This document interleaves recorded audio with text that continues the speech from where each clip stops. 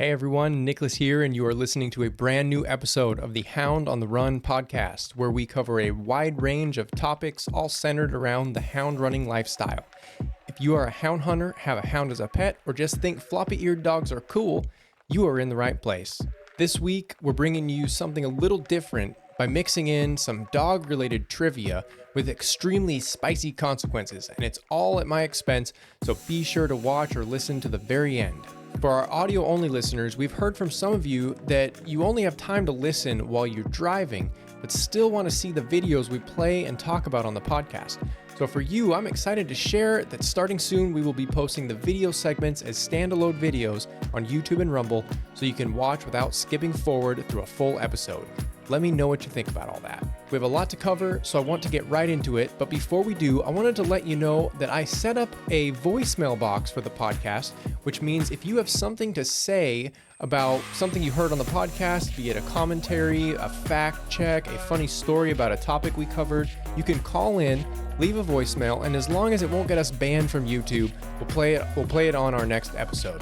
The phone number is 971-301-4884. Again, that's 971-301-4884. Please don't spam us, but I definitely want to hear from you, so let her rip.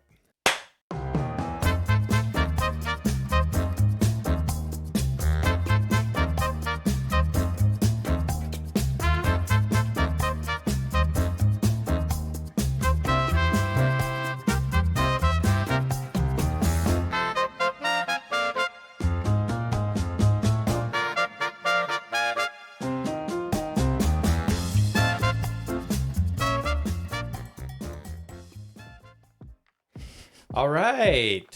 How's it going, Taylor? It's going great. All right. Going good on my end, too. Thanks for asking. Yeah, I was going to. Oh, my gosh. It feels like a long time since we recorded, but it's only been like 5 days. Yeah, time's passing in strange ways these days. Sure is. But it's good to be here, and I'm really excited that we are recording again. Mm-hmm. We have a lot to cover this episode. We got a lot of news stories to get into. Spoiler alert, a lot of people getting shanked by wild animals, going down by the jaws. And we also have got an interesting lobster story to talk about that you brought up to me. I did. It's not necessarily related to hound hunting, but it's related to wildlife issues. Yeah, and it kind of is related. It really is. There's a lot of same. There's a through line. There's that's a through similar. line. Yes, exactly. So I'm looking forward to that. We got some exciting news in the hound world in general that we're gonna do a little live website action. I'll let you think about what that might mean until we get there. And don't forget. What am I forgetting? Don't forget our brand new segment that doesn't happen very often, probably won't happen very often, but today is the day for the segment. That's right. We have a special new segment coming up, and I'm pretty sure it's just a reason or just an excuse for my sweet wife here to torture me. No. So it has to do with trivia. It has to do with hot sauce. So stay tuned. All right. I'm going to fade this lovely music out here, and we're going to get right into our first topic. And first of all, I want to just send out a big, huge congratulations to Jason and Danny Doobie. So if you follow them on Facebook at all, or if you're in any of the hound groups on Facebook, which you should be, there's a lot of good conversation that happens in those. A lot of crazy stuff said, and people getting banned all the time. It's great.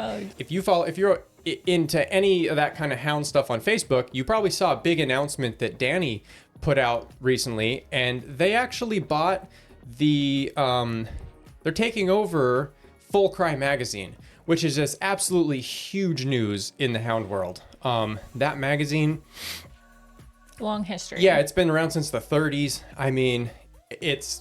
Do you know where it got started?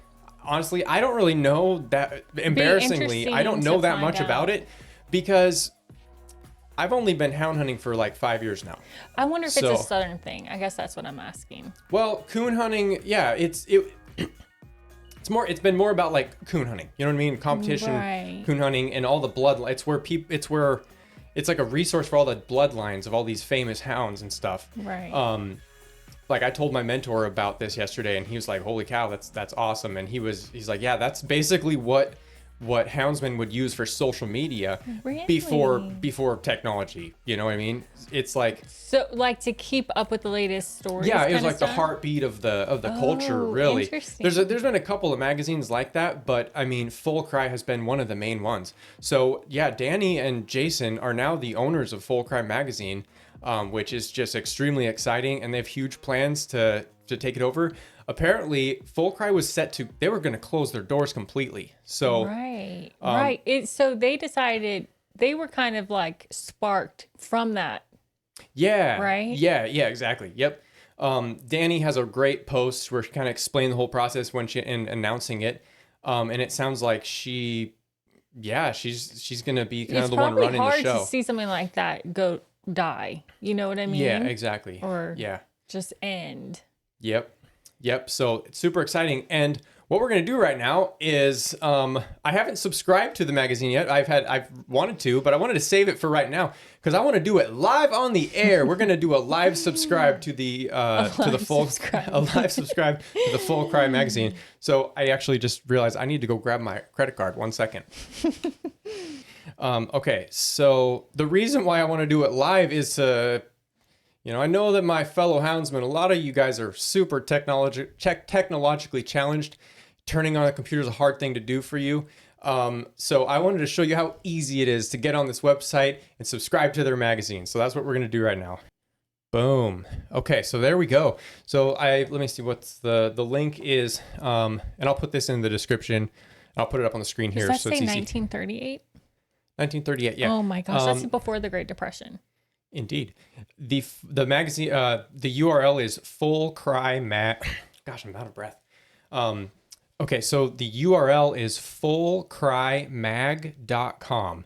I kind of have this frame cropped so you can't really see it, but yeah, so you can go read. They have a really nice about section where they kind of, filled in, kind of filling everybody in on what's happening now. So I check that out. You go up to subscribe now. Now this time I'm going to see buy now on PayPal. Oh, okay. I guess it does go through PayPal. But through PayPal, you can access those PayPal. Other ones. Oh, yeah. Because, they just have it set up for their subscription to PayPal. Sure. So, yeah, get on PayPal. I'm assuming if you don't have a PayPal account, you can probably do it without having an actual PayPal account. I don't know. I don't fully know how that works. I don't know. Just walk through the steps, now you're seeing all my credit card information. Yeah, we should probably I'll edit this part out. I'll blur this part out. But basically, yeah. So it's a heck of a good deal. I guess you don't see the full information. You just see the no, but okay. I actually want to just add my debit card. Oh, look, it's got our old Baton Rouge address. Just so you know, our debit card's already on there. It is? Yeah. Let me show you. Oh, Chase Debit. Yeah. Oh, good Lord. Okay, there we go. Okay, so you pick a credit card. See, it's super easy, guys. It's super easy. And wha-bam, you complete the purchase. Now Ooh, you know what's so exciting? What? I hope they have like a notification thing on their phone and then they instantly get notified. Oh, I'd have that set up. I love that. I love getting a push. I love that, like a ding, ding, ding. All right, yeah, got the confirmation. So heck yeah, Hound on the Run is officially subscribed to I can't wait to see what it's like. The Full Cry magazine. And that's that. And yeah, so I'll have the link up. Just everybody go subscribe. I'm sure it'll be worth it. Definitely. So there we go. We did a live subscribe. Live subscribe. So is that like a common exciting term or did you just make that up? In my mind, it's very common, but I've never heard anyone else use it. So live subscribe. Yeah. Good stuff. Okay. So, yeah, congrats to them. It's very cool. Yeah. Kind of feels like a torch exchange, right? Yeah, I would say so. Yeah. Yep. Yeah, and I'm a huge believer in print. Obviously, my book, Cat Dog Chronicles, I've only sold a handful of ebooks. All of them have been paperbacks. Yeah. Which blew me away because I actually, I think print media is incredible. Yeah. it's a special thing to have something to hold in your hands and flip through it and you feel it and you smell the ink and you rub the paper on your face, you know, like that kind of stuff. But I personally am just very impatient, so I often go for ebooks. In my mind, I always just imagine people go for ebooks too. I do too. But they don't. They don't. No, they buy paperbacks. Yeah. It's funny though, because I thought that for a really, really long time. And then something happened to me maybe 2 years ago where I'm like, I really want to build up my library. Like an actual library in the house. An actual library with the books that I value and I love. Definitely. Yeah. So, but one reason I do like ebooks is because I like reading in the dark. Yeah. And I guess it depends on what kind of book I want. If I'm trying to read a book where I'm just, okay, this book has information that I need based on a certain thing. Yeah. An ebook is perfect. Yeah. But if I have a book that I just want to have in my library, like, you know, Lord of the Rings or something like that, I want to have that and I want to own it. Definitely. I know. Well before Jason told me that they were taking it over, I was like, I actually had this idea. I'm like, I know there's people will sell full collections of magazines like that. Mm-hmm. So I'm like, I'm going to start looking out for someone selling a full collection of full crime magazines. And then there's a couple other. I did find one on eBay. It wasn't a full collection, but it was most of them. Yeah. And it wasn't all that much. It wasn't in great condition, but I don't know. At some point I'm going to do that. So cool. Because I think that would just be really cool to have. It'd be interesting I want to get read the stories. All the national. Well, you know, like I think having all the National Geographics would be cool. I have looked at that. I used to love reading them when I was in school. Me you know, too. Yeah. They've turned all. You know, there's still pretty pictures, but it has different agendas on it. Sometimes, yeah. You know. But there's a couple old magazines that I want. You want it to be about exploration, right? You want it to be about discovering something or sharing I used to love the old car ads. Like the old Toyota Tercel ads. Tercel? What the heck is that? It's like an old square, kind of boxy, super ugly like Japanese car. Tercel. Anyways, moving on. Okay, so now we're going to talk about, I really do have a lot lined up for us. I don't know if we'll cover it all. Let's do it. But let's talk about that lobster story. Okay, so Maine lobstermen catch big court victory against Biden administration's quote unquote egregious regulations. It's funny at the show before I've been clipping the news, these like segments out and put them in, you know, it takes a really long time to get all this set up. So I'm trying to figure out how to do things faster so we can just make sure to get this out every week. But now the problem is I'm showing you, like, you see all the ads. So because my sweet wife here looks at Prana bathing suits on our Wi-Fi network, in case you guys don't understand how like ads work, internet ads work. That is funny. If you don't even have to do it on your own phone. If you search for something on your own on a Wi-Fi network, the internet, the internet, your internet service providers, they sell all that traffic data to the ad companies who then use it to target ads at you. But I have all my my security stuff set up. Doesn't matter. Oh. Sometimes I even wonder, I'm like, do they just know what I type? Because it could also be from like email. That's probably true. Gmail is probably pretty bad about that, honestly. Because I get Prana emails. Anyways, moving on. A group of Maine lobstermen won a big legal victory in court Friday in their lawsuit against the Biden administration over regulations they said threatened their livelihood, and they sure did. Last year, the Maine Lobstermen's Association sued the Biden administration's National Marine Fisheries Service for its new rule that the government said was aimed at protecting the endangered North Atlantic right whale being the species of whale. But that lobsterman claimed threatened to put family-owned lobster fisheries out of business. That rule imposed operating limits on lobster fisheries and set new technical standards on how much lobster trap rope could be in the water. So nitpicky, which could cut in half the number of traps that could be deployed. That's bad. Okay, so you brought this to my attention. Yes. Can you kind of explain like why it stood out to you? So the reason why it stood out to me is first and foremost, the lobstermen won their case. And so often we hear in conservation that isn't the case, right? So Right. it can feel like there's this overreach and people are constantly losing ground when it comes to wildlife, when it comes to hunting, when it comes to fishing. Oh, yeah. But in this instance, they won their case. And the reason why they won their case was utterly compelling to me. And one of those reasons is, and a part of me feels like it's hard to lead into it without you reading about Reading it. more? Reading more. Okay. Just to give some context. Yeah. So NMFS defended its rule in court by saying that the Endangered Species Act demands that the agency make rules based on assumptions of worst case scenarios and give the benefit of the doubt to the endangered species. Right. So basically, they built this case around this whale that was built on this worst case scenario. Basically, right. That this is an endangered species and this is the worst case scenario, that it's going to go extinct. And therefore, the means justify the end to protect the species. And those means were that basically lobstermen would have to be regulated at an extremely high level, right, cutting into their livelihood. But the issue with this is that it's not necessarily based on reality. It's based on a projected idea, a potential that's never happened. That is not based in here and now. It is the worst case scenario. It is a projection. And so how do you fight a projection? Apparently they did, and they won. And so to me, that stood out because that's really, really significant, because this is about the precedents that are set in terms of these legal battles. And yeah, this went all the way up to the Court of Appeals.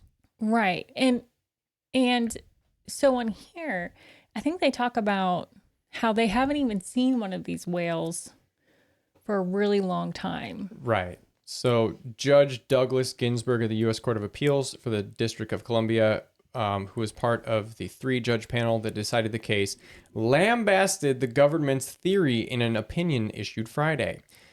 Quote, "The service's legal reasoning was not just wrong, it was egregiously wrong. The service's argument rested entirely upon a half sentence in the legislative history.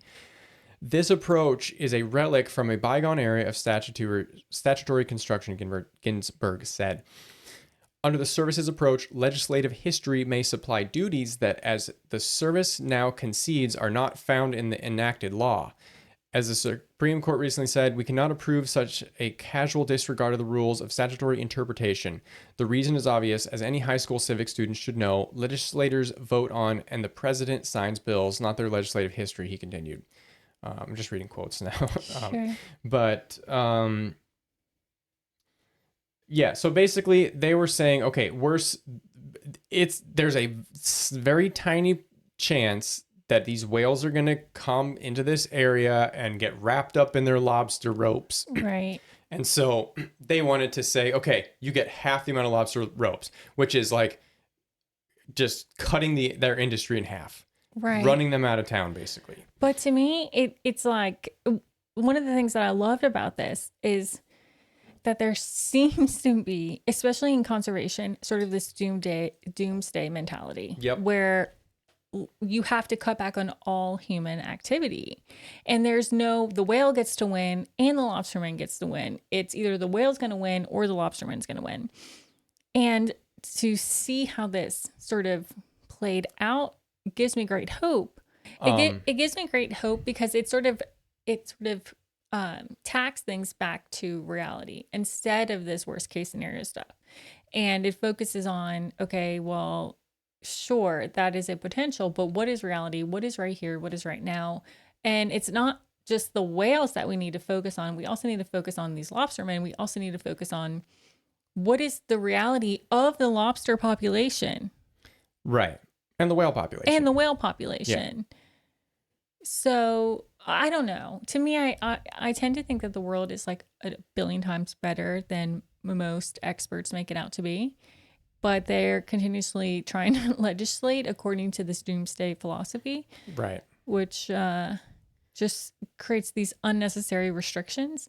And it just shuts down the flow between people and finding these win-win solutions. Definitely. If they applied this sort of a ruling to the whole spring bear hunt situation up in Washington, which it's a crap show up there, and there's a lot of scrutiny on all those commissioners and everything because they basically just came to it with a purely anti-hunting agenda. Right. But they're on the board like they use hunting is supposed to be used as a tool to help manage wildlife. Yeah. And they're like, we don't care. We're just going to do whatever we want. But so this kind of stuff. But it's funny because you'll get offshoots of chaos that come from those decisions. Yep. You'll get those unexpected consequences. Yep. So it's cool. It's always cool to hear when, you have a judge who actually kind of gets it. Yeah. And you can't just make up your own rules, and you can't just you can't project this stuff. Like, this is the law. Yeah, you can't just you can't just find, like you said, they found one half sentence in the whole history of these issues and base their whole agenda on that. Right. And they didn't care that they're going to run. But isn't it such a subjective thing? Yeah. Because you could say that potentially us sitting in this house is causing harm to something in the worst case scenario. Yeah, exactly. Yep. I know. I'm sure that same worst case scenario stuff gets applied to hound hunting laws all the time too, which is sad. But anyways, this is a win. We like to celebrate wins here on Hound on the Run. It's cool. It's interesting. It's definitely. Okay. So the last couple of weeks, I kept forgetting to talk about this story because it's close to home. We live here in Oregon, Salem, Oregon. We don't necessarily have cougars walking through our backyard, but yeah, so apparently a cougar chased a mountain biker on Mount Hood. On Wednesday, May 31st, Oregon wildlife officials received a report of a cougar chasing a mountain biker briefly on the lower portion of the hide-and-seek trail on the Sandy Ridge Trail system. Maybe I should pull that up real quick. Yeah, I was just thinking that. Where is this? Earn points towards gift cards. What the heck is that? Oh, wait, that's trail. Stupid. Okay, that's not what I'm looking for. Not Trail Oregon. Wait, that place looks cool. This place.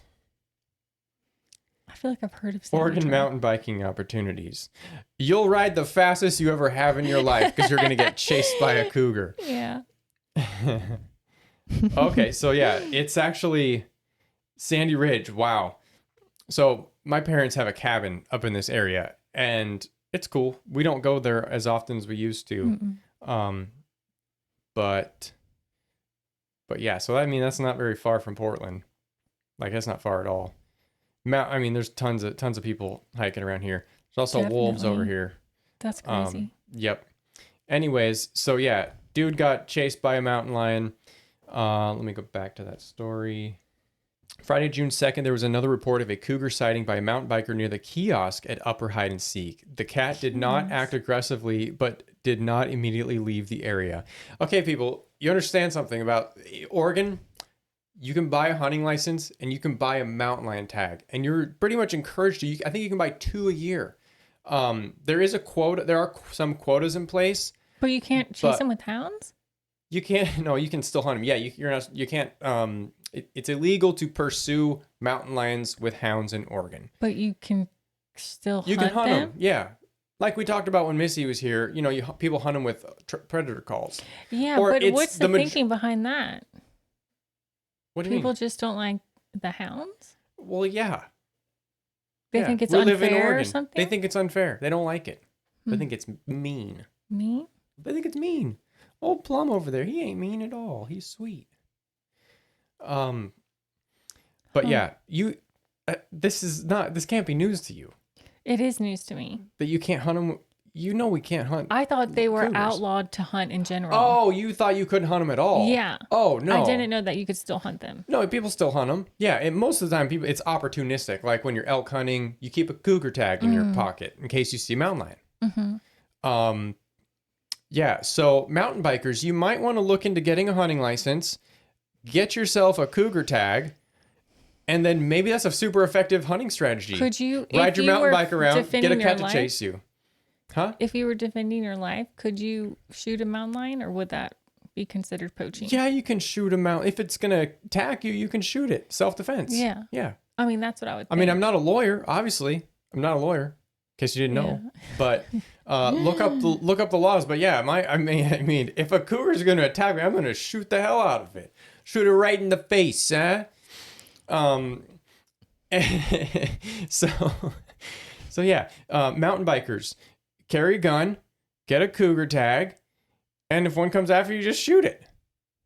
I mean, that seems pretty straightforward. What's funny to me is their recommendations on these kind of articles. Beware of your surroundings at all times. Great, that's a good idea. Leave your dog at home or keep it on a leash. Pets running free may lead a cougar back to you. I almost feel like it'd be the opposite. I know, right? Wouldn't you want to have my dogs are cougar repellent. Like I can go. I feel very safe hiking around with my pack of dogs. But even like any dog, I think any dog would bark. Like I know Chihuahuas would probably bark at a cougar. I would think anything that alerts you to them, they don't like that, right? Because they are ambush predators. Yeah, I don't know what they're talking about. Pets running free may lead a cougar back to you. Has that ever happened? Like that doesn't make any sense. Don't know. Yeah, that's so crazy. Hike or bike in groups, make noise to alert the wildlife. Carry deterrent spray. Okay, what does they mean by deterrent spray? Cougar deterrent. I'm gonna start selling. I'm gonna sell that. It's just gonna be like just deterrent rubbing alcohol with a little lavender scent or something. You know, mountain lions, they don't like lavender. I don't know what deterrent spray is. I mean, bear spray, that's a good idea. But, you know, the thing about bear spray, what about the wind? What if you have to spray the bear spray into the wind? It goes straight in your face. And then you can't fight it off effectively. Never feed any wildlife. Prey attracts predators. Do not approach any wildlife. Steer clear of baby wildlife. Be alert when sitting quietly or stopping to rest. Be alert, especially at dawn and dusk when cougars are most active. Be aware that animal calls and animal kills can attract a cougar. Animal calls? Animal calls. So I shouldn't go, caw-caw, caw-caw. You definitely should not. Okay, because that'll attract a cougar. Yeah. Okay. If you encounter a cougar, it'll retreat. Stay calm. Maintain direct eye contact. Is that a good idea? Is that... Stare it down. Stare that sucker down. Back away slowly. Do not run or ride quickly away. So yeah, don't ride a mountain bike, basically. Don't look like a prey animal. Don't look like a swiftly running deer. Raise your voice and speak firmly. Scold it. No, kitty cat. No. Bad. Stay back. Oh, in Portland, that's probably what it would sound like. Oh my God. Watching the videos of people like when they run into the bears, why does everyone goes, hey bear, hey bear, hey bear, hey bear. That's funny. They're just genuinely trying to see how the bear's doing. Hey bear, hey. You guys you gotta scream at it, you know? Oh my God. I mean, yeah, I don't know. In the very unusual event that a cougar attacks you, fight back with rocks, sticks, bear or pepper spray, tools, or any items available. Fight back with your fists. Okay, never give so up. There's that one. Meanwhile, wait, that's the same one. This one. Was it the same week? Or was it a different week? It might have been within a week of each other. June 12th, that other one was... When was this one? June 5th. I mean, that's just one of these news stories. Yeah, similar. Within a couple weeks of each other, a cougar chases and attacks a mountain biker near a popular trail in Roberts Creek, BC. Okay, so basically, don't ride a mountain bike into cougar country because you're going to get eaten. A woman is recovering after being attacked by a cougar while mountain biking on a popular trail in Roberts Creek, BC over the weekend. Yada, yada, yada, yada, yada. The woman then lunged and swatted. Oh no, the cat lunged and swatted her. Let's see, what else? Oh, dang. Do you think the cougar had babies nearby? Lunged I don't and know. swatted No. seems different than tried to take down. Right. You know what I mean? Like chasing off versus I'm trying to make you my prey. Yeah. I mean, that who knows what's going through its head, but it sees a fast moving object that goes probably about the same pace as a deer running away, and it just sees movement, Yeah. just goes for it. So there's that one. So 2 mountain lion attacks within a couple of weeks. Meanwhile, wait, what happened to the first guy? Oh, I don't even know. I think he's okay.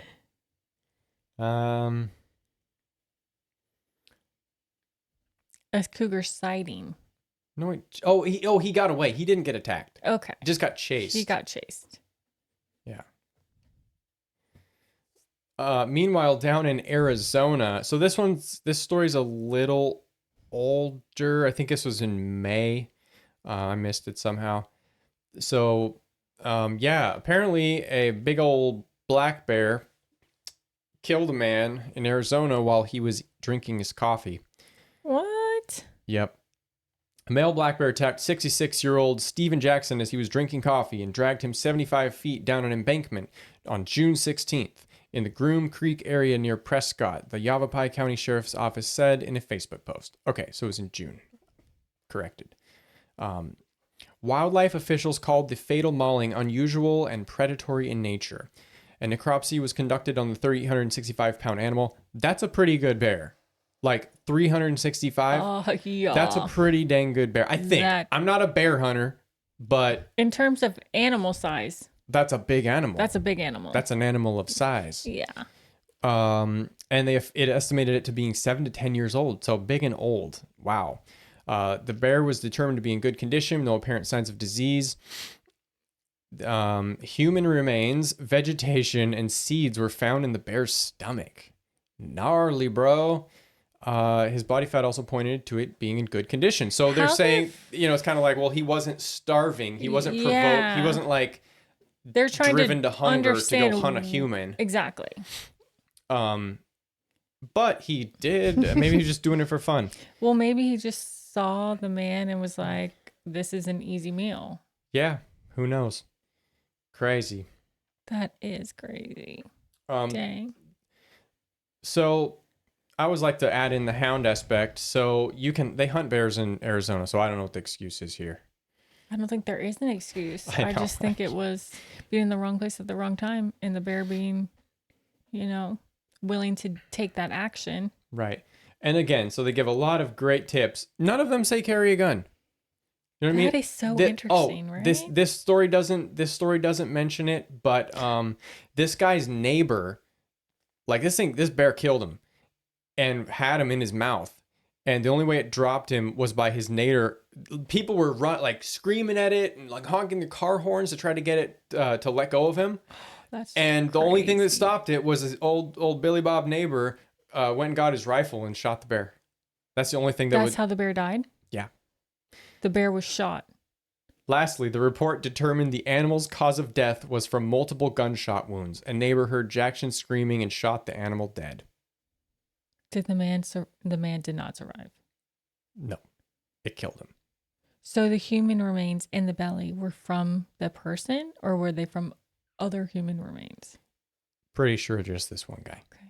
So it's I looked for other bear attack reports in Arizona, and it was only this one. Okay. There's been others, but this is the most recent one. It must have all happened just, oh my gosh. I know. Can you imagine? Hey, if any of my neighbors... If you're an onlooker, I mean... I feel pretty good because my neighbors... Everyone is. We all packing around here. Everyone is. So, if I know that if I was getting attacked by a bear, I got multiple neighbors who would come and shoot that thing for me. So that's pretty good. I don't think we have to worry about bears. We definitely don't have to worry about bears around here because I got all these hounds that are they alert us to any danger.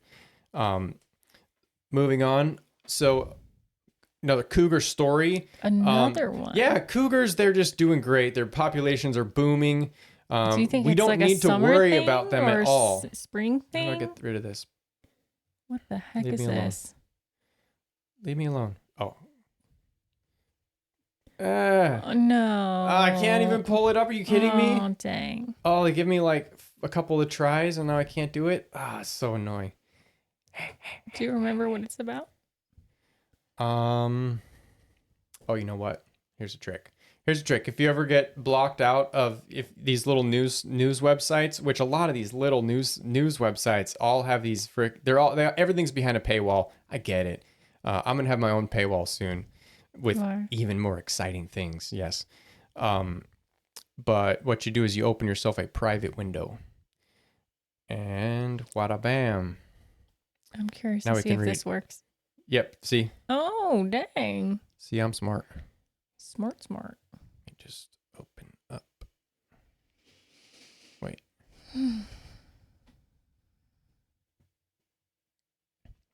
Okay, there we go. We're doing this live. Yeah, so 3 articles left. Let me continue without signing up. Yep, so I erase, private window, it just in fact doesn't use your cookies that we're already in. Local coach sees cougar on the Natchez Trace. Where's the Natchez Trace, Mississippi? Yes, I believe so. Really? Madison, after going to Yellowstone National... Oh, we don't need to read that part. Right? Natchez, isn't that Mississippi? Well, I think it is, but it could also be in a lot of other places. Just the name. Yeah, Mississippi. Oh, okay, rumors cool. of they call them panthers down there, which I think is kind of cool. Panthers. Yeah, they refer to it as panther the whole time. I think that might be one of my favorite words for a mountain lion because there's so many different words for a mountain lion. Cougar, puma, mountain lion. Basically, panther. It's not a very interesting story, but they don't see lions in that area very often. I mean, they've been Mississippi. seen. Mississippi. Yeah, they've been seen before, but it's very rare to see them there. I know they have them in Florida. They have them in Florida. Yeah. They have a huge They're probably range. in every state. Right? I don't know about that. How could they not be, though? What state would they not be in? I don't know. What cracked me up about this? So basically, this homie was, he was hiking or whatever, walking around, and he saw a cougar. It was 100% a cougar, Freeman said. It couldn't have been more than 50 yards from me. It was very light tan. It wasn't black, and it didn't have any spots. Is this guy Ryder? I'd say so. He's on a roll. The tail was 3 feet long. Very observant as well. It took 3 steps and was across the road. It was moving with a long stride. No other animal is like that. I know what a bobcat looks like. This guy gets down. I like this guy. Mm-hmm. A bit of Hemingway. Absolutely. Well, he's fresh off a trip from Yellowstone, so he's inspired. There you go. What I thought was really funny is how they end this article. Where is it? Have you recently spotted a black panther or have other rare sightings of animals on your trail cam? Contact the Natchez Democrat. So, okay, it's this whole thing about there being black panthers, which they're black jaguars. There's black jaguars. Yeah. In different parts of the world. Melanistic. Right. So some people think that there are melanistic lions, like what they would call a black panther. Clay Newcomb talks about this all the time on the. Excuse me. It's okay. I'll mute you when you do that. Okay. Sorry. But this whole thing about black panthers, it's pretty controversial. Why is it controversial? Because scientists say they don't exist. Wait, what do you mean they don't exist in America? Correct. How could they not exist? Isn't it a genetic thing? Maybe some have existed, but it's not a thing. But it's not a thing. It's like it's a rarity that happens. Sure, but it's not like, okay, people always think they see sightings of black panthers. So this whole thing about black panthers is that most people think they don't exist, but there's a group of people who do think they exist. And a lot of times people get pictures of black panthers on their trail cams, but you don't know the scale of what you're seeing. So it could be a house cat. You know what I mean? Like a lot of times it's like a black house cat. Sure. That's happened to me before, driving down the road at night and you see a black cat and you're just like, whoa. Well, I know when we actually saw a cougar, my brain could not process it. And I was like, is that a coyote? I was like, I could not process the fact that we had just seen this giant cougar. Yes. So for those of you who don't know, my precious wife here is cougar attractant. I have seen more cougars with you in the vehicle with me than any other time. Yeah. The first time was when you came raccoon hunting with me. Yeah. And we were driving out of the woods. It was almost like we were just kind of rooting the dogs at night, though. Yeah, we turned them loose a couple times, but we were driving out of the woods, and all of a sudden a mountain lion ran across the road right in front of the van. That was a huge mountain lion. It was huge. And then we saw it run bounding up the clear cut, and I saw it's big. Yeah, tail, and you big spent tail. that time with that flashlight trying to get the shine on the eyes. Yep. That was crazy. That was crazy. Oh my gosh. And then, it's 2 years ago now, we were just driving around in we were kind of doing a little scouting basically. Yeah. And all of a sudden, another one ran right in front of the truck. That was so crazy. Yeah, but that and then looked back at us. I have a picture of it. I'll see if I can post. We have a video. Crop in a picture. Yeah. That mountain lion. That one jumped up on a stump and then turned around and looked at us. And then popped its head up, looked at us. Yeah, he wasn't in any kind of hurry to get out of there. I wonder if it was a female, though. You think it was a male?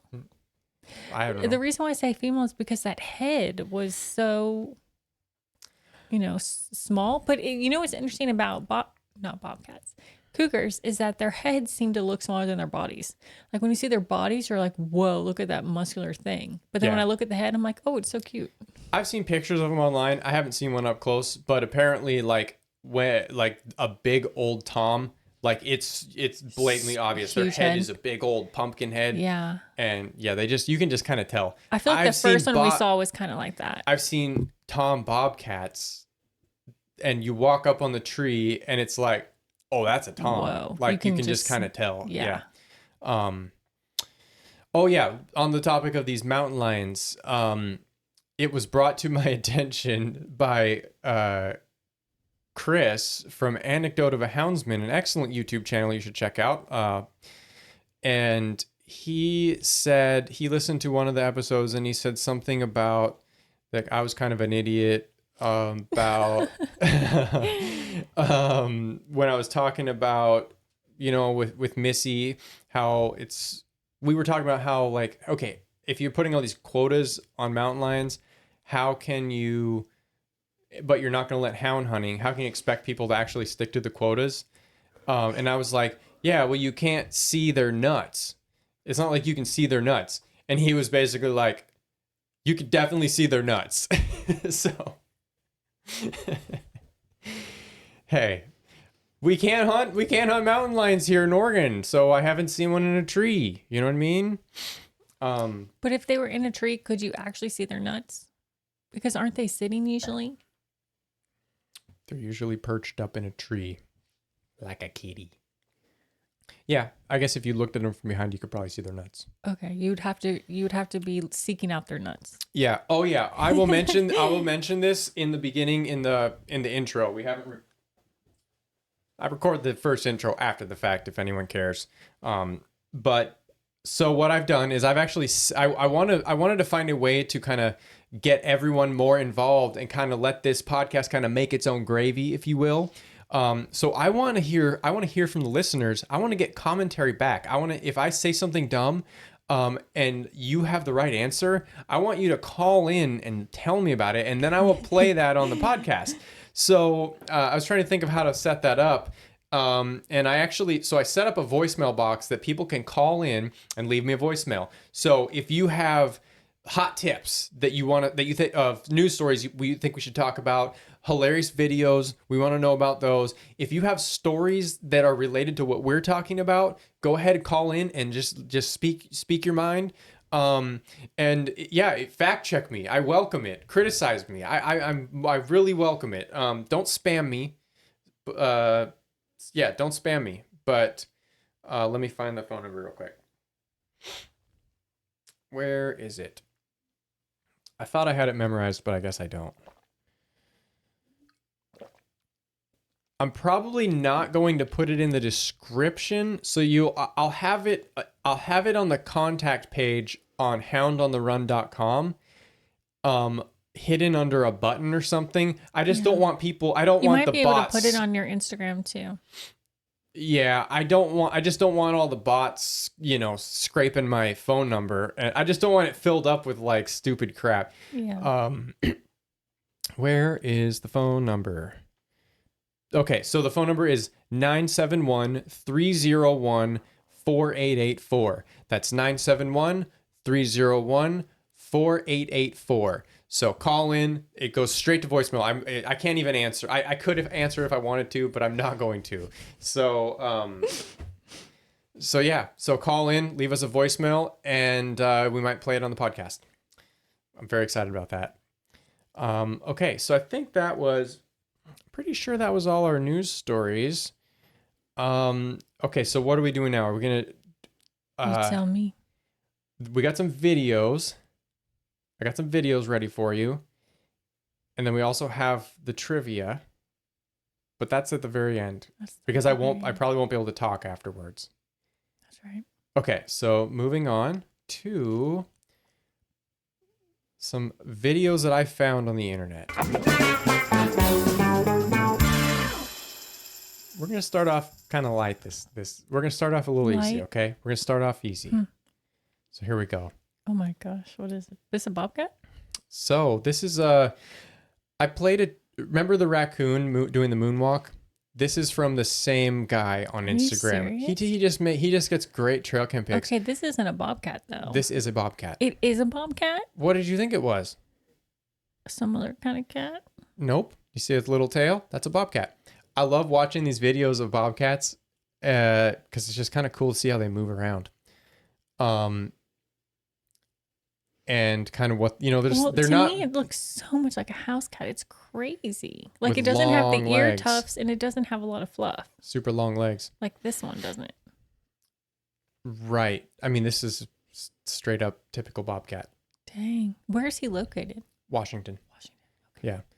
I like watching these videos because you notice that like when they're not getting chased by anything, they move at a pretty slow, steady pace. They're not wasting time, but they're hunting, they're like cruising around, kind of zigzagging a little bit.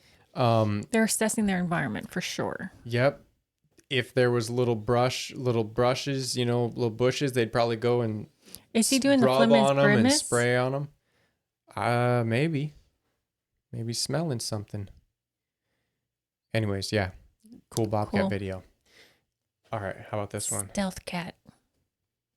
What am I seeing? This one doesn't have video either. So this is a video of a little girl and a little French bulldog puppy. God. And this freaking dog. No, this freaking dog. He's got this little girl by the hair. Damn. And just reefing on her. He is locked on. He is fulfilling the term bull. Yeah, he's not letting go.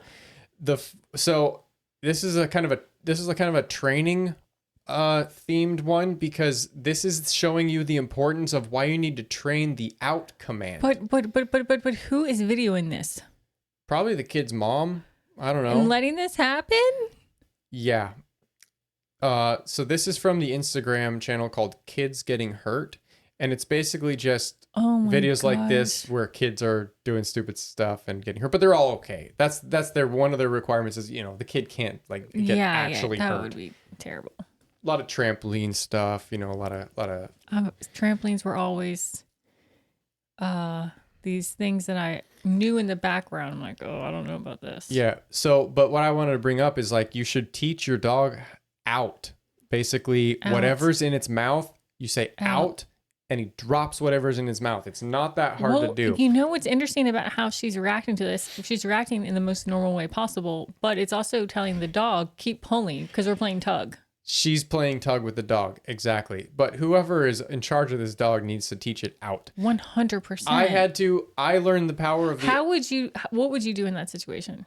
I would just grab that dog by the freaking jaw and pull him off of me. I'm assuming I'm the little girl in that situation. Actually, I wasn't assuming that. I was picturing myself as the little girl. Honestly, I feel like my instinct, and I don't know if this is a healthy instinct or a right instinct, but my instinct would be like kick to the dog, go into the mouth and do this. I mean, that's probably what you need to do to break, get it off, but that's not the best idea. Yeah. I learned the power of the out command because of Plum, because with raccoons, he would not leave once they were on the ground. Like, he would not leave them alone. Right. You could not get him off of those things. So I taught him out. And now when I say out, he just drops it. Yeah, that's good. It's such a good command to have. The tracking collars we also have a stimulation feature that goes up to varying degrees. So I'd put it on like half, nothing too crazy. And yeah, you just say out, push the button, and hold it down until they open their mouth. It's pretty easy to do. You just do that like 10 times in a row. They know what it means. But yeah, I don't know if people listening, you've probably got, walking out of the woods, you've probably gotten tackled by a dog trying to bite the raccoon again. But they can just start seeing red, they can lose.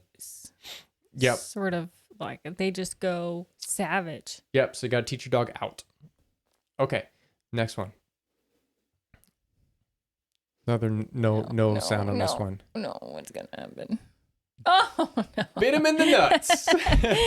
Gosh, what the heck? Wait. People do all kinds of stupid stuff for the Instagram. You know what I mean?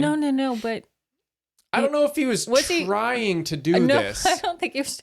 It seems like he was saying hey to the camera. That's just some little dog. There's no way that dog is like a bite on command dog. No. That's hard to train. Well, I don't see. I need to understand more about what's happening with the dog with that guy. Like, is he amping him up? Is he trying to calm him down? Like, I don't know. He just petting him? There was no context. I just found literally just this video. I don't even know why someone would post this on the internet. I guess it's hilarious.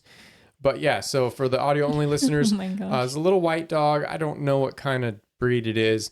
One guy is like kind of petting him up and stuff, and then all of a sudden there's this that pans over to this other dude who does some kind of like weird hand signal, just like saying hi to the camera. It seems and this little dog just runs right up and bites him in the nuts. Just dive bombs him. All right, next one. This one's crazy. Ready? This one has sound. Oh gosh. Okay, so this is a landslide.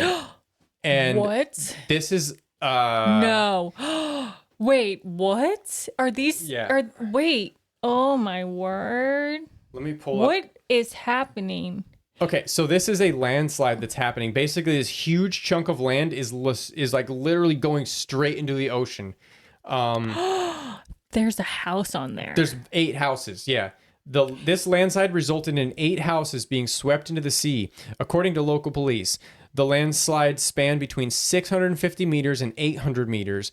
That's 2145 to 2145 to 2640 feet wide, and was up to 40 meters high. So it's up like on a 40-meter cliff. What in the world? Yeah, up on a cliff. A car was also swept away, but no human injuries were reported. Thank This God. is why we're playing it on the Hound on the Run podcast, which is a dog-related podcast. There was a dog on the landmass that went into the ocean, and little dog swam his way back to land. Aww. I know, dogs are the best. Okay, but this is utterly Isn't it insane. terrifying? You can hear, if you listen to the audio, the person filming it, you can tell they're having a pretty hard time watching this. Is it their house? They're crying. Maybe, I don't know. I mean, how can you process this in the moment? It's so crazy. It's so crazy. Like, how can you process land that you only know as being a solid thing suddenly not being solid and drifting, and there's nothing you can do about it? Literally, you can't stop that. I know. I thought it was, people go to great lengths to be prepared for like natural disasters. Sure. If you're on that island, there's nothing you can do to prepare for that. I guess you have your go bags and stuff. I don't know. Like, how would it be? To me, this was in Norway. This landslide in Alta, Norway was caused by a special type of clay called quick clay. This clay was originally formed thousands of years ago when the area was underwater. Over time, the clay changed, becoming unstable when disturbed, leading to the landslide. What actually triggered the land to start sliding is unknown, but it's rarely one thing. Multiple contributing factors surely played a part in sending those houses and one car to a watery grave.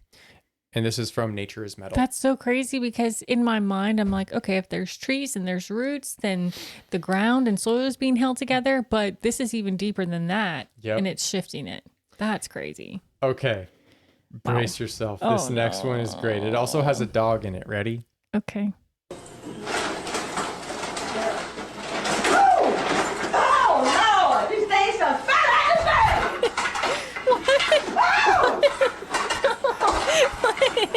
Wait, no. What is she doing? Lord have mercy.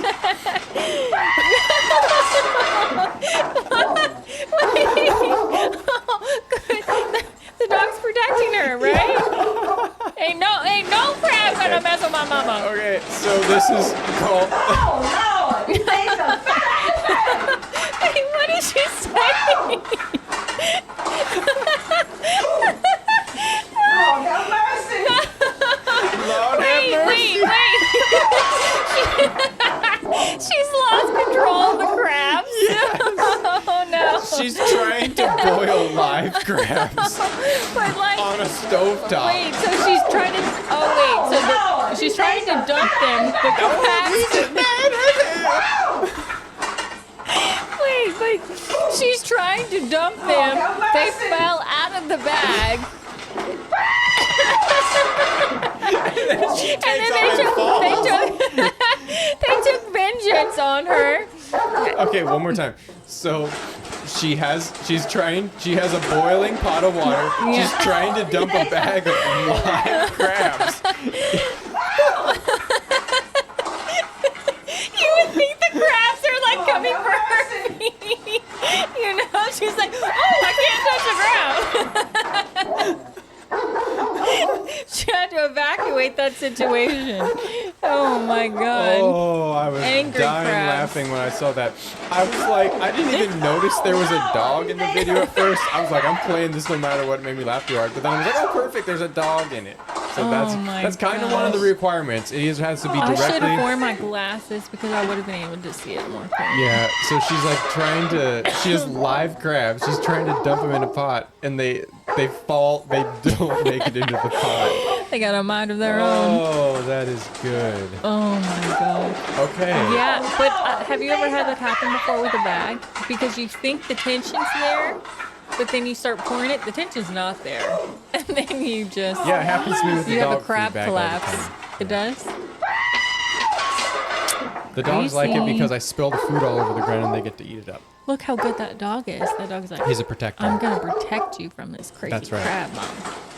Okay, Taylor. So that was our this week's video segment, which I always look forward to. Yes. I think we're probably going to start posting just the video segment on YouTube as a clip because I've heard from some podcast listeners that they're like, man, you're kind of sneaky because now I feel like I have to go and watch the podcast on YouTube as well to see what videos you're watching. So I might save you guys a little time from having to scroll through everything. We'll just post it as a separate little clip. That way you can listen to the podcast and then go and watch the videos and have a good laugh with us. Yeah. Alrighty. Are you ready? I'm ready. Okay, so this next segment is called Hot dogs.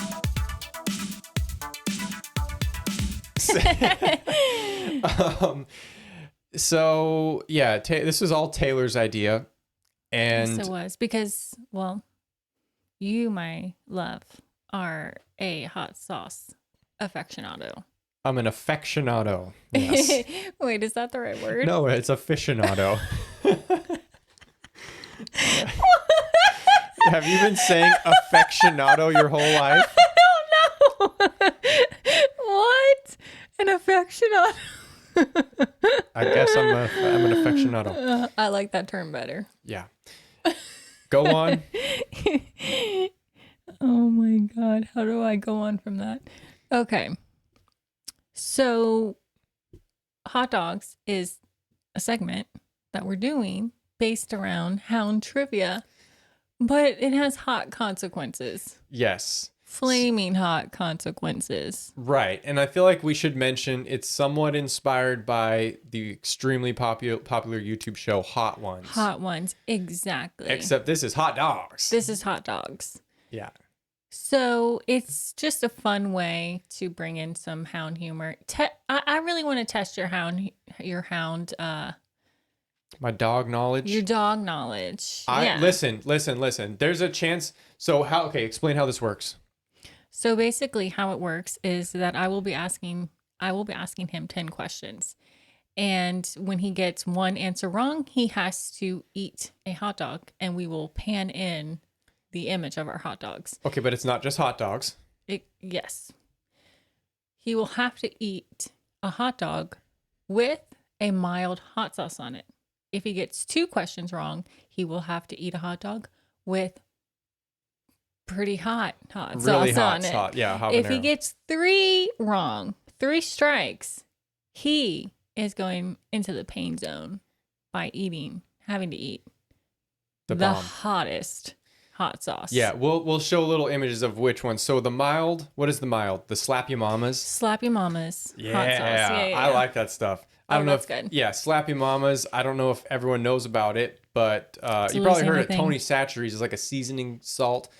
We're a Slappy Mamas family. We like Slappy Mamas better than Tony Chachere's. Yeah, sure. It's just better. But they made a hot sauce. It's just like a crystal type hot sauce, but with Slappy Mamas in it. It's pretty tasty, but it has a good kick to it. The second one is El Yucateca. Yeah. And that's a habanero based hot sauce, that's got some good heat to it. And then the most hot one is the hottest. the bomb. It was the hottest option on Hot Ones. Yeah, it was like the one that sent everyone through the roof. So here in a second, she's going to be asking me trivia questions. I'm going to be answering them. If I get them wrong, I have to eat the spicy hot dogs. So let's do it. You can back out. I need like a toothpick or something to pick these up because I don't want to get my fingers dirty. Yeah, that's smart. I'm gonna go get a fork. I feel like we need music. We'll add music in. Okay. Yeah. Question number 1. How many breeds of coonhounds are there? Like officially, like UKC recognized by UKC. Mm-hmm. Okay, there are treeing walker, blue tick, red bone, English, plot hound.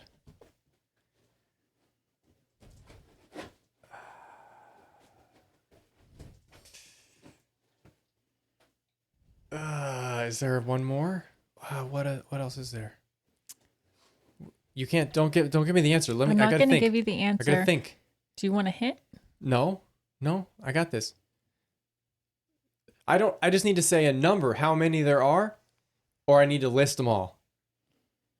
Because I'm pretty sure there's only one more. So if it's a number, I'm going to tell you the number. Yeah, tell me the number. Gosh, why do I feel so intimidated right now? Okay, what'd I say? Treeing walker, blue tick, English, plot hound. Wait, did I miss one already? Shoot. Treeing walker, English, blue tick, plot hound, red bone, leopard? What is, okay, I don't know. You do, though. Black and tan. Yeah, oh, yeah, come Cooley. on. Cooley's half black and tan. Yeah, okay, yeah. I got it. Yeah. So I don't have right. to eat it. You don't have to eat it. Okay. I mean, you're right. And How did I forget black and tan? Exactly. Because no one really uses them out here. What's interesting is the black and tan was the first to be officially recognized. Really? Yeah. I didn't know that. Yeah. Do you want to guess what year it was recognized? Not a question for this, but in general. 1912. 1900. Really? Yeah. Dang. Isn't that crazy? That is crazy. Yeah. Huh. Yeah, Cooley is half black and tan. And she's the mother of my puppies. Yeah. I was going to say so they're Plum. a quarter black and tan. Is Plum 100% blue tick? Because he looks very black and tan. A lot of people think he's a black and tan, but he's a blue tick. Yeah. Cameron blue tick. Gotcha. Are Cameron blue ticks darker? Yes. Okay. They look like Plum. Oh. Like they look exactly Eureka. like Plum. Okay. All Question number 2. You made that look so easy, and now I'm worried that you're not gonna miss any. Okay. You played the player. You gamed the gamer. I guess so. Okay. Question number 2. Which breed of dog was named after its original purpose of chasing badgers out of holes? Dachshund. Yeah. I knew that one. Good I hope you job. got a lot of questions because I want to eat a hot dog. All right. I think I'm going to stump you with this one. Okay. You ready? Yeah. Approximately how many domestic dog breeds are there? What? Yeah. Is there an actual number? Yes, there's an approximate. Oh. Okay, let's just say. Okay, how many can I get since it's approximate? Is there a range? Do I have to say this exact number, or can I be like within 5 or within 10? Sure, you can be Because there has to be hundreds. You can be within 10. We'll allow it. 1,020. That's wrong. Eat a freaking hot dog. What's the answer? 450. That's it? Yeah. That's wrong. You're I'm gonna wrong. fact check you later. Fact Which check is me. this the one I have to eat? Yeah. Okay, so this is the Shoot. slappy mamas. Oh, I'm showing it in your camera. All right, ready? Delicious. It's got a good kick to it. Nice. You fared well. It's tasty. Okay. Question number 4. No. Come on. Keep it rolling. Okay.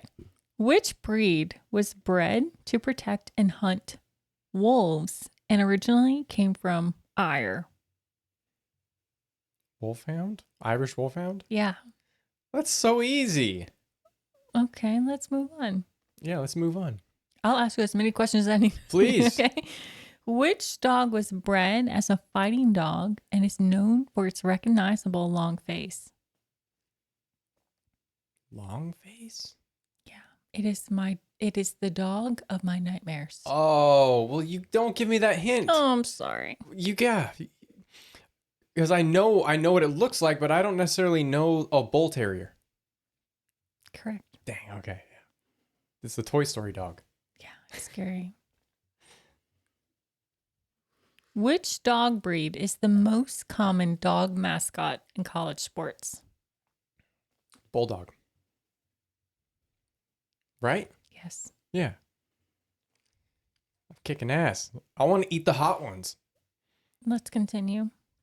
Which breed of dog was originally bred to catch rodents and has a monkey-like face? Answer this one. Well, okay, there's a lot of dogs that have been bred to catch rodents. Do all of them With have a monkey-like monkey-like faces? face? Think long and hard. Monkey-like. Okay, well, let's talk about what are the characteristics of a monkey's face. They got little nasty smiles. They got mean looks in their eyes. Monkey face. Fuck, what the hell? A monkey face dog? I'm gonna definitely get this wrong. Some kind of a terrier, obviously. It's not a Jack Russell Terrier because they don't look like a monkey.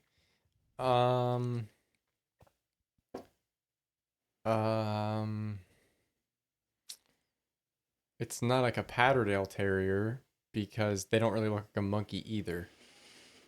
It's some kind of terrier, but I don't know. I'm not too good with terrier breeds. Because I probably never hunt with a terrier. They're cool. I respect what they do. I respect terrier hunters, but you know what? It involves a lot of digging. You got to dig. Tunneling.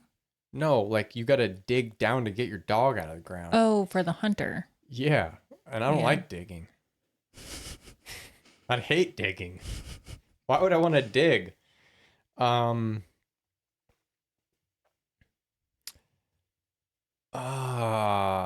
You give up or what? Can you give me the pound? How much they weigh?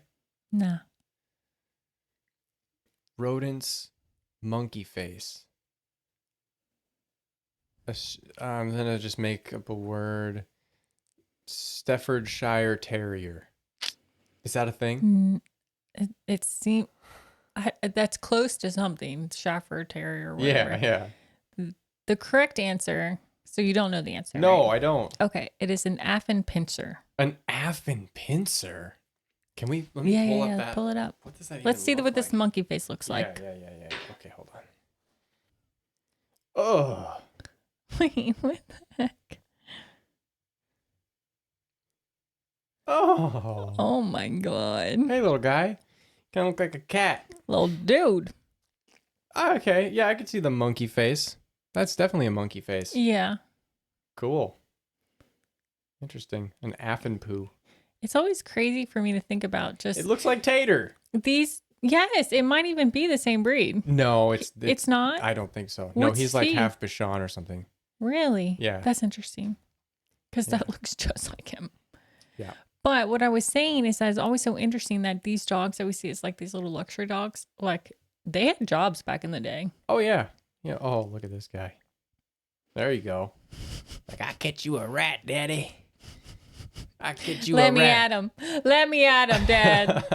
I'll get him for you, Dad. Let me at him. Okay, hold on.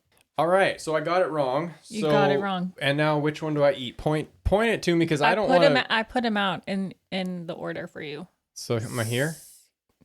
Why would you skip? I put him out this in one? order.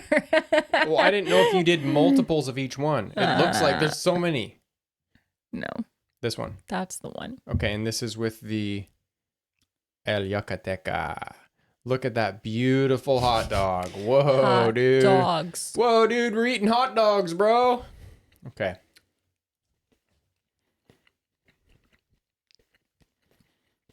Yeah, I'm not gonna chew in the mic. It's hot. You didn't put enough on. Oh my God, I smothered it. It's not that hot. Well, I mean, it's hot, but you like hot sauce. is there another one of the same kind? No. Oh, okay. Okay, mister. Going back for seconds. All right. See, this is gonna screw me over because next time you're gonna make it like unbearable. All right, let's see. You ready? Yes.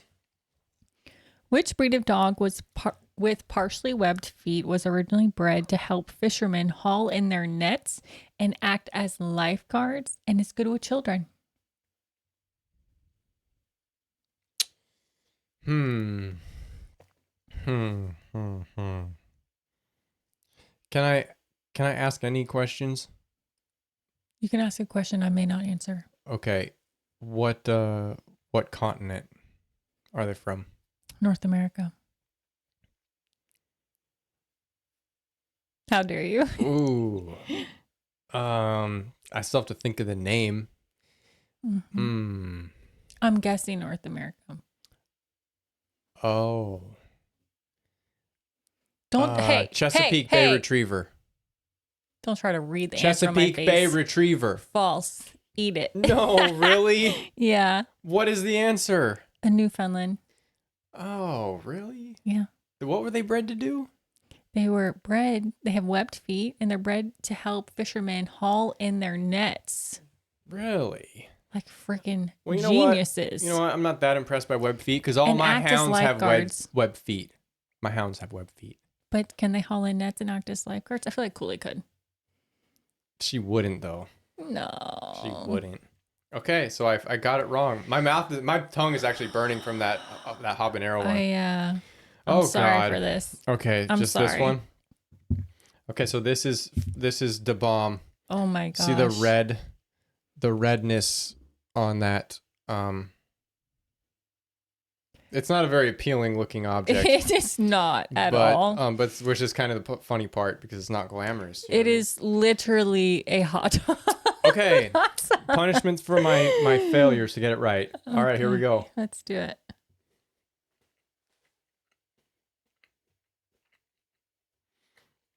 Yeah, it's hot. It's hot. It's really hot. Oh my god. It's so hot. Oh my god. Holy fuck. That's like the hottest you can get. Ah, yeah, it burns. It tastes amazing. It tastes really good, but wow, is it hot. Holy cow. Yeah, that's got some heat to it. Oh, it's so hot. Afterburn. Ow. Dang. Ow. Ow. All right, ask me another one. Okay, which Holy breed is shit. the fastest? Ask the question again.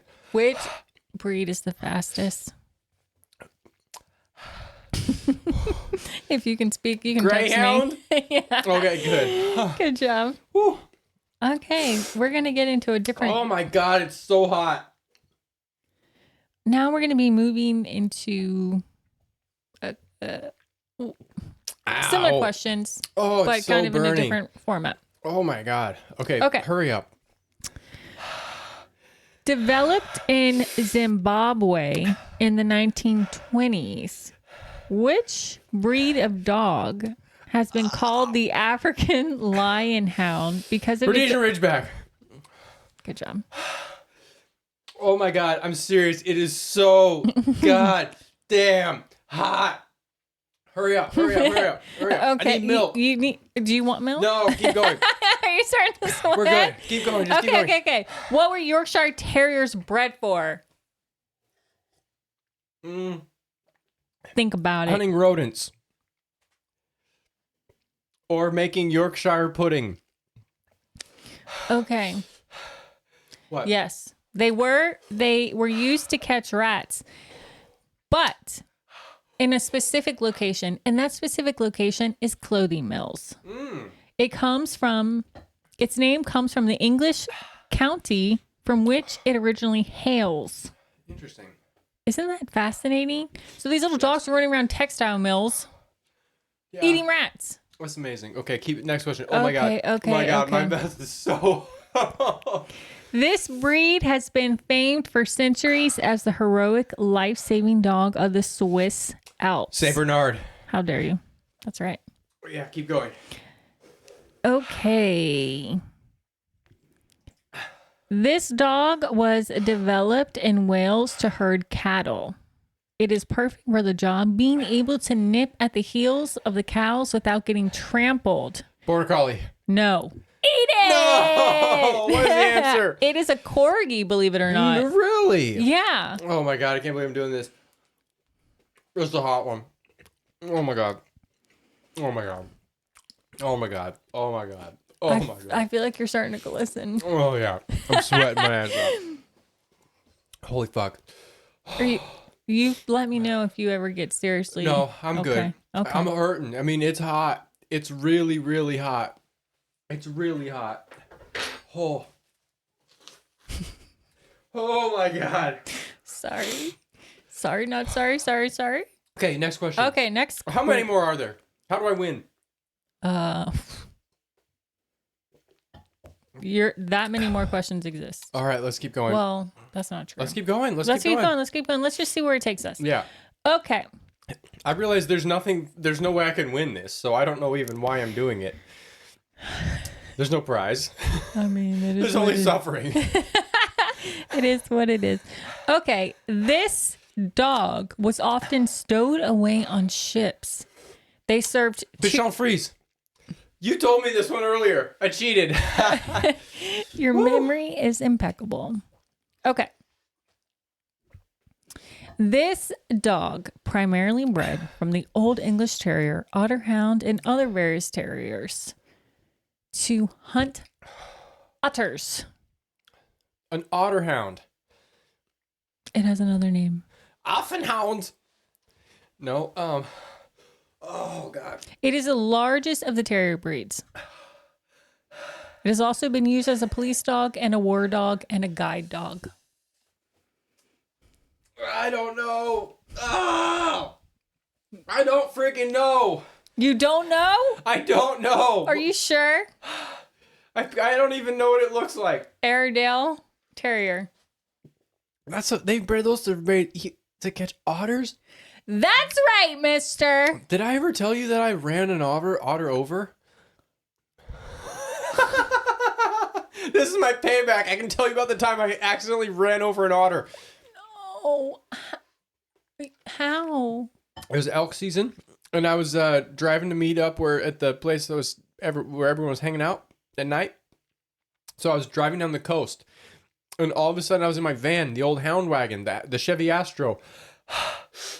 And all of a sudden, an animal ran straight in front of me. I had enough time to center it, like get it center between my tires. But on that van, the transfer case, it was an all-wheel drive van. Oh my God, my mouth is on fire so badly. Oh, it's burning. The transfer case for the all-wheel drive, it hung down super low, which sucked. I hated that aspect. And I fucking nailed the otter with the transfer case. Next question. Millennia old. This dog has been used to guard all sorts of things, from livestock to temples to palaces. Weighing up to 150 pounds, this dog isn't one to be messed with. Mastiff. That's right. It is? Yeah. Nice. Technically a Tibetan Mastiff, but... There's different kinds of Mastiff, so I was going to guess, if you added me guess a specific one, I would say Tibetan Mastiff. Okay, we'll give you that one. Okay, keep going. Listen, it feels like I got fiberglass stuck to my tongue. Oh my God. It hurts.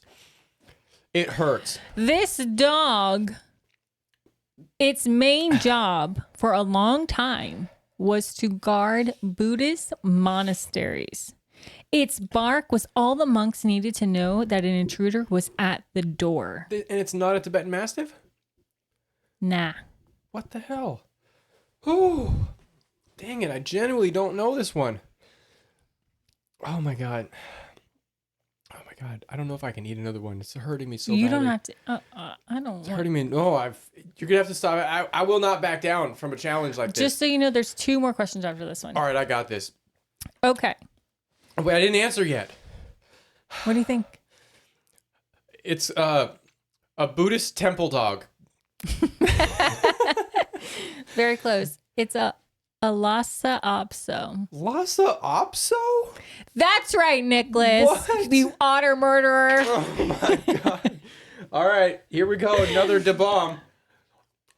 I don't think you're an otter murderer, just so you know. But I'm sure you don't care what I think or what any thinks or thinking Not right at now. this point. Oh my God, it's so hot. Holy shit. I'm proud of you. You're going to chug milk after this. Yeah. Okay. This is why we had ready? to do this at the end, because I can't talk, I can't think. Let's go. You're a trooper. Okay. This dog is a durable worker with an excellent nose who roots out truffles. Oh my God. Oh shoot! I know I don't You even can know if I picture can it, huh? pronounce it because it's a French word. It's not French. I'll give you that hint. Oh, Belgian. It's not Belgian. Belgian. Oh no. You can tap at it anytime. I'm not tapping out. Are you kidding me? No, I believe in you. I do. I'm tough. Holy cow.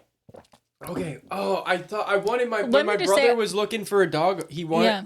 I recommended this one. I was like, it'd be so cool, but they're super expensive. Oh my gosh, it would be so cool. Okay. Also, I just want to let you know, I probably could not make it this far. I know you couldn't. I probably. Oh my God. Just I got a smelling pepper stuck in my throat. Okay. Oh, what is it? I don't know. I can't say. I don't know the name. It's like a Belgian truffle dog. It's like a Afalafalo. I don't know. A Fafalafla, I guess. I don't know. Truffle. Hey, I'm a Belgian and I have a truff. I am from Belgium. I have a dog. He sniffs up the truffles for me and then I go and scoop them up with the shovel. Okay, and I first of scrape all, it onto it. your accent is pretty good, except it's the wrong country. So what the hell are you talking I about? grate the truffles on my pasta, my Belgian pasta. We put it on the Belgian waffle too. It's very good, you see. What is the answer? It's Italian, okay, not Belgian. Oh, an affogato. Sorry. An espresso. It's a Lagotto Romanagolo Oh, Golo. Lagotto Romanaglo. Oh my God, here we go. Holy shit. You prostitute. Ah! All right. Oh. Oh. Ow. I mean, Ow, it hurts my mouth. seriously, I don't know how you're doing it. You're a freaking champion. You're a champion among men. Okay, last one, right? Last one. Okay, and then we're going out on this one. Go. Yeah. This dog was bred for the unique job of puffin hunting. Norwegian puffer hound.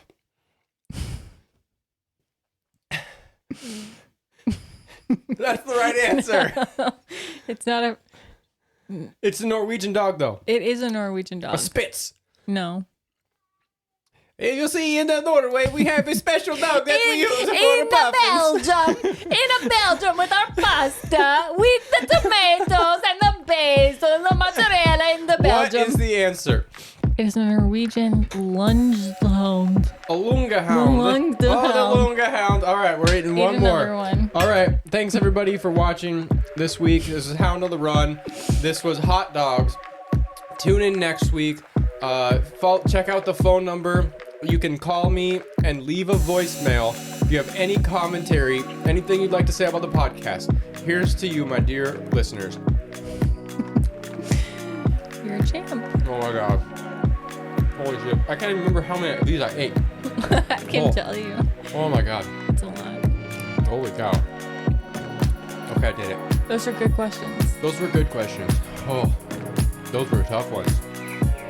I'm pretty good at dog trivia, but wow. Oh, you're good. Yeah.